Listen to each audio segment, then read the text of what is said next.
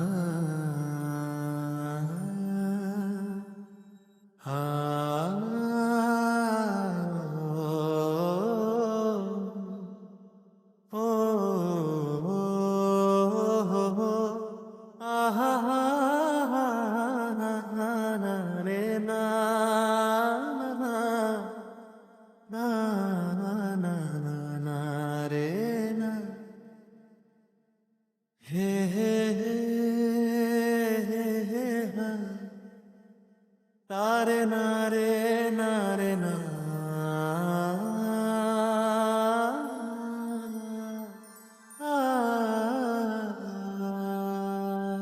হো হো হো